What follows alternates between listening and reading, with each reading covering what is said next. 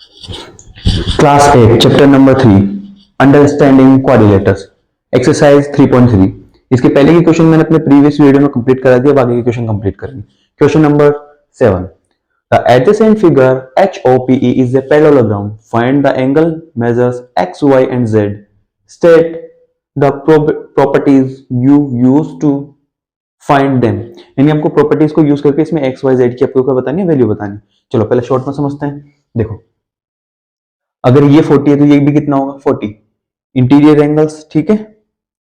और ये अगर z है, देखो वैसे तो अगर ये 70 है तो ये भी अपना कितना होगा 180 माइनस करो तो ये लीनियर पेयर से को बताया था ना मैंने, एक लाइन में बनने वाले जिनका वर्टेक्स कॉमन होता है वो लीनियर पेयर होता है।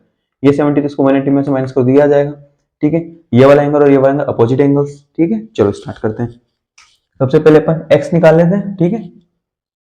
तो ये वाला एंगल फाइंड करते हैं अपन, ये वाला एंगल, इस एंगल का नाम दे देता हूं HOP। एंगल HOP प्लस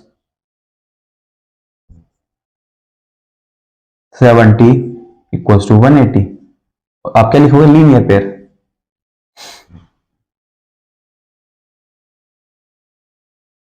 ठीक है, देखो एंगल HOP इधर ही प्लस कर दो जाके माइनस का, ठीक है। तो एंगल HOP कितना आ गया अपना 110, ठीक है।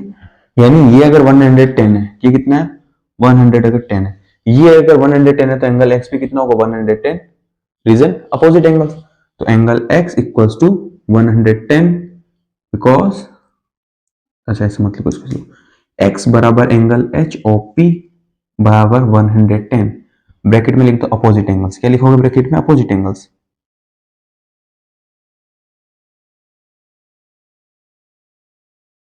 ठीक है। x भी बराबर किसके होगा, इसके, क्योंकि ये क्या है अपोजिट एंगल से। देखो अपने क्या आ गया, x आ गया और ये आ गया। अब देखो अपना जो 40 है ये 40 एंगल है, z बन रहा है, ठीक है। देखो इधर से भी z बन रहा है, उधर से z बन रहा है। तो अपने जो 40 जो ये एंगल होगा वही y होगा, ठीक है, अपोजिट एंगल्स। फिर ये 40 इसके बराबर होगा तो y बराबर 40, और ये क्या है अल्टरनेट इंटीरियर एंगल्स। क्या है, अल्टरनेट इंटीरियर एंगल्स।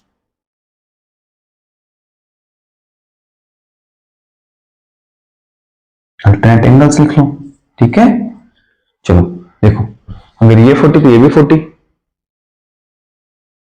ये 40 आ गया, ये भी 40 आ गया। देखो z को आप दो तरीके से निकाल सकते हो, ये और ये एंगल करस्पॉन्डिंग एंगल्स है ना।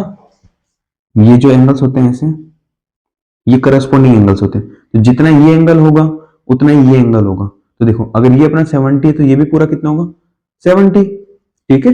ये भी पूरा 70, तो 40 ऑलरेडी है तो बच्चा कितना z 30,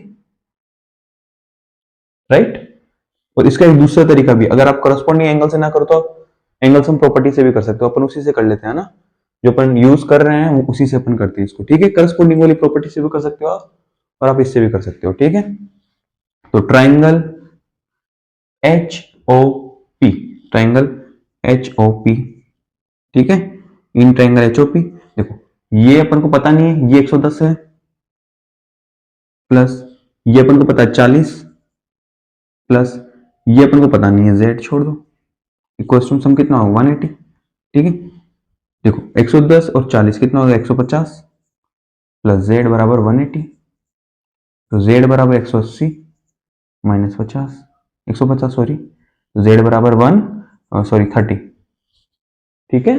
चलो क्वेश्चन नंबर 7 क्लियर। ये वाला interior alternate interior angles, opposite angles, linear pair से ये निकालो, लीनियर पेयर से ये वाला निकलेगा, उसके बाद में ये अपोजिट एंगल्स हो गए, ये अल्टरनेट इंटीरियर एंगल हो, और ये ट्रायंगल सम प्रॉपर्टी से निकाल लिया, ठीक है। करस्पॉन्डिंग वाले से निकाल सकते हो, लेकिन ट्रायंगल सम प्रॉपर्टी अपन पढ़ते हुए तो अपन को याद रहेगा तो, ठीक है। चलो क्वेश्चन नंबर 7 कंप्लीट है। क्वेश्चन नंबर 8, क्वेश्चन नंबर 8 में आपको क्या करना है, आपको 3x 3y इनकी वैल्यू निकालनी है। इधर इस वाले में आपको क्या करना है y और x की वैल्यू निकाल। देखो पैरेललोग्राम के अपन ने प्रॉपर्टी पढ़ी कि जिसकी अपोजिट साइड्स होती है वो क्या होती है, इक्वल होती है। देखो ये साइड इसके बराबर होगी, ये साइड इसके बराबर होगी, तो इजी रहेगा। चलो तो सबसे पहले ये वाला x फाइंड कर लेते हैं, 3x, अगर ये दोनों इक्वल है तो इक्वल रख लो 18, और ये लीनियर इक्वेशन मैंने आपको सोल्व कराना सिखाया है, अगर ये इधर मल्टीप्लाई इधर जाकर डिवाइड, देखो 3 की डबल से कट जाए 6, तो x की वैल्यू 3, सॉरी x की वैल्यू 6, ठीक है। चलो 3y, ये वैल्यू इसके बराबर होगी, तो 3y -1 बराबर 26, ठीक है। ये इधर प्लस का, सॉरी ये इधर माइनस के इधर जाकर प्लस का, तो 3y equals to 26 plus 1, 3y equals to में 27, ठीक है। तो y इधर ये इधर मल्टीप्लाई में, इधर जाकर डिवाइड में, y बराबर 27 डिवाइडेड बाय 3 इक्वल्स टू में 9। ये आपके x और y की वैल्यू होंगी। चलो अब इधर आओ, पैरेललोग्राम के जो डायगोनल्स होते हैं जहां इंटरसेक्ट करते हैं, वो एक दूसरे को इक्वली मिड पॉइंट पर करते हैं, एक दूसरे इक्वली इक्वल पार्ट्स में डिवाइड करते हैं सेम, ठीक है। जिस जगह इंटरसेक्ट किया तो ये वाली साइड इसके बराबर होगी, ये वाली साइड इसके बराबर होगी, ठीक है। तो देखो इस वाले ये y प्लस 7 इक्वल्स टू 20, ठीक है। ये इधर प्लस का उधर जाकर माइनस का, तो 20 माइनस 7, तो y बराबर 13, तो y की वैल्यू आ गई। देखो ये इसके बराबर होगा, अब ये इसके बराबर होगा, तो 16 equals to x plus y, 16, और देखो y की वैल्यू अपन निकाल चुके हैं, तो y की वैल्यू रख दो x प्लस 13, 13 इधर प्लस का इधर जाकर माइनस का, 16 माइनस 13 इक्वल्स टू में x, 16 में से 13 गया तो कितना आएगा 3 इक्वल्स टू में x। क्वेश्चन नंबर 8 आपका डन, ठीक है।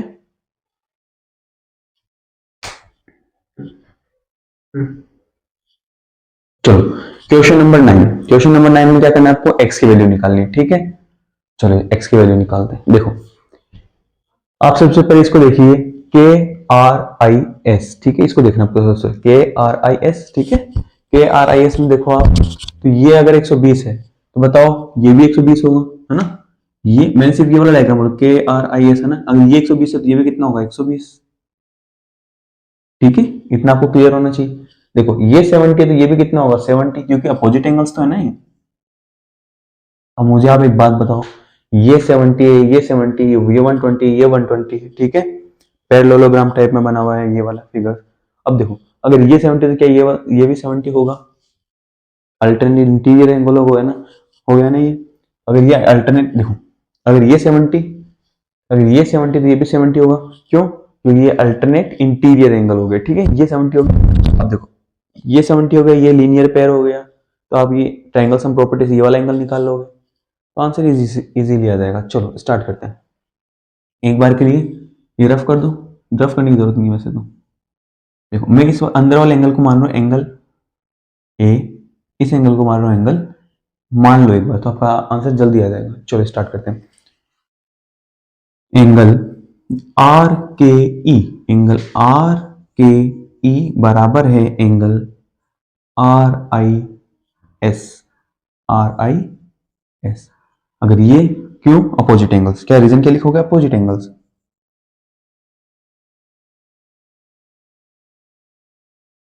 ठीक है। यहां लिख लो एंगल आर के ई, ये क्या 120, ये 120 तो ये भी 120 हो गया। नाम लिखना, जिस एंगल को आपको नाम लिख, मेरे को ये एंगल चाहिए तो इस एंगल को बीच में रखना है ना, आर के ई ऐसे लिख लो, या ई के आर लिख लो, एक ही बात है ना। आपको जो एंगल दिखाना हो, जो एंगल बताना हो, उसको सिर्फ आपको बीच में रखना हो, तो बाकी कोई इशू नहीं है कि आप कहां लिखना चाह रहे हो कहां नहीं लिखना चाह रहे हो, ठीक है। चलो आर का ये हो गया, ये हो गया। सेम ऐसे एंगल, देखो मुझे ये वाला एंगल बताना है, ठीक है। ये कितना एल है शायद, है ना। मुझे ये एंगल बताना, तो मैं सी एल यू लिखूंगा या फिर यू एल सी लिखूंगा। मुझे ये एंगल चाहिए, इसको बीच में रखना है, इजी। यू एल सी बराबर है मेरे इस वाले एंगल के सी ई एस के, एंगल सी ई एस, क्यों अपोजिट एंगल्स, एंगल्स, ठीक है। इतना हो जाएगा एंगल, ये तो अपने को दे रखा है यू एल सी 70। अब देखो ये 70 तो ये भी 70, है ना। तो एंगल सी ई एस बराबर है एंगल सी ई एस बराबर है एंगल बी के, एंगल बी के, क्यों, ये क्या अपने अल्टरनेट इंटीरियर एंगल्स, कौन से अल्टरनेट एंगल्स है,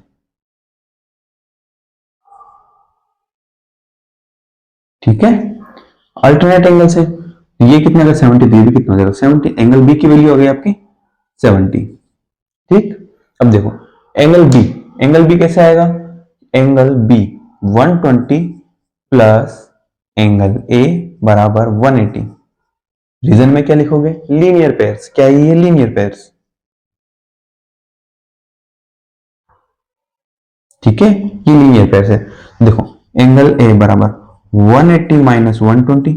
रीजन आपको पता है ऐसा क्यों किया मैंने, इधर प्लस का तो उधर जाकर माइनस का, तो एंगल ए बराबर 60। एंगल ए आ गया, एंगल बी आ गया, तो मुझे बताओ आप क्या ये निकाल सकते हो? हाँ, यहाँ ओ दे दो, नाम ओ दे दो, कोई इशू नहीं है ना। देखो यह कर रहा हूं, हाफ पार्टीशन है ना इसका। देखो angle I O C, angle I O C plus angle A plus angle B बराबर 180। क्यों? ट्राइंगल सम प्रॉपर्टी, ट्राइंगल हो गया ना। आई ओ सी एक ट्राइंगल है, इन ट्राइंगल आई ओ सी। ठीक है, इन ट्राइंगल आई ओ सी। ठीक है, ट्राइंगल हो गया एक तरीके से। तो देखो आई ओ सी की तो वैल्यू अपन को चाहिए, angle I O C plus angle A की वैल्यू मैंने निकाल दी 60, एंगल बी की वैल्यू मैंने निकाली 70। 70 कहाँ है? ये रहा। एंगल बी कितना है अपना? 70। 70 और प्लस इक्वल्स टू में 180। देखो angle I O C plus 60 plus 70 130 equals to 180। ये इधर प्लस का उधर जाकर माइनस का। ठीक है, आई ओ सी बराबर 180 माइनस 30 कितना हो जाएगा? 50। देखो अगर ये अपना एंगल कितना आता है? 50। तो मुझे एक बात बताओ, दो लाइन इंटरसेक्ट कर रही है, जब दो लाइन इंटरसेक्ट करती है तो उनके जो आमने सामने के अपोजिट एंगल्स होते हैं वो क्या होते हैं? इक्वल होते हैं। वर्टिकली अपोजिट एंगल्स, नहीं अपोजिट एंगल्स बोल, ये वर्टिकली क्या हो जाएंगे? Opposite angles. तो एंगल एंगल सॉरी एक्स बराबर एंगल आई ओ सी। ठीक है, ये क्या होंगे अपने? Vertically opposite angle. ठीक है, चलो तो x इक्वल टू कितना आ गया अपना? 50। तो क्वेश्चन नंबर 9 आपका डन। ठीक है, सबसे पहले मैंने इसको इतना सा पार्ट, देखो मैंने कौन सा पार्ट लिया, देखो क्वेश्चन डन हो चुका है। ठीक है, अब आपको मैं इस डायग्राम में थोड़ी छेड़खानी कर सकता हूँ, है ना। तो पहले आपको कंफ्यूजन हो जाता, तो मैं पहले छेड़खानी कर देता इसके साथ। देखो मैंने इस तरह से इस वाली चीज को लिया मैंने, तो ये एक पैरेललोग्राम बन गया ना। ठीक है, उधर से सेम ये डेड डेश से चल रहा उसको लिया है, सॉल्व कर दिया। ये साइड इसके इक्वल, ये साइड इसके इक्वल, ये वर्ड अपने कौन सा अल्टरनेट इंटीरियर एंगल्स, ये opposite angles, triangle sum properties, ये क्वेश्चन सॉल्व। ठीक है, ये ऐसा क्वेश्चन है जिसमें आपकी एक्सरसाइज के ऑलमोस्ट सभी फॉर्मूले जो भी अपना सीखा बेसिक वो सब यूज हुआ है ना। चलो क्वेश्चन नंबर 9। चलो question number 10, explain how this figure is a trapezium. ठीक है, which is it's two sides being parallel. इसको बताना है कि ये ट्रेपेजियम है और इसकी दोनों साइड्स पैरेलल, ये बताना है। ठीक है, देखो ट्रेपेजियम में ये तो बहुत इजी है, अगर आपकी एक सेम साइड के इंटीरियर एंगल्स का सम अगर 180 होता है तो ये एक ट्रेपेजियम भी और एक पैरेललोग्राम भी है। ठीक है, चलो करते हैं। क्या लिखना है आपको? Angle L plus angle M बराबर 180। ठीक है, देखो 100 प्लस 80 बराबर 180। ठीक है, तो 180 बराबर 180। अगर इन दोनों का सम 180 के बराबर हो जाता है तो क्या है? पैरेललोग्राम और ट्रेपेजियम दोनों है। देखो sum of same interior angle is 180। ठीक है, सेम साइड में बनने वाले इंटीरियर एंगल का सम कितना? 180। तो ये क्या अपना ट्रेपेजियम है। So it is a trapezium. ठीक है, एंड एम पैरेलल टू केल। बस दैट इज योर आंसर। चलो इसमें क्या करना है आपको? एंगल से फाइंड आउट करना है। सुनो अभी मैंने आपको ट्रेपेजियम प्रूफ करवाया था, अभी मैंने आपको ट्रेपेजियम प्रूफ करवाया, उसमें देखो मैंने क्या बोला था, ये अगर इंटीरियर एंगल एक सेम साइड पे बनने वाले इंटीरियर एंगल का सम कितना हो 180, है ना। और इसने खुद ने बोला अगर पैरेलल है, अगर पैरेलल है तो इन दोनों का सम भी कितना होगा 180, यानी angle B plus M angle C बराबर 180। ठीक है, तो एंगल इसकी वैल्यू तो दे रही है आपको 120 प्लस एम एल सी की पूछिए, एंगल सी की सॉरी 180, 120 इधर प्लस में दे जाकर माइनस में, एम सी बराबर 180 माइनस 120, तो एम एंगल सी बराबर 60। आगे समझ में, अगर इन दोनों का सेम इंटीरियर एंगल, एक ही साइड पे बनने वाले इंटीरियर एंगल का सम कितना होता है 180 पैरेललोग्राम में। ठीक है,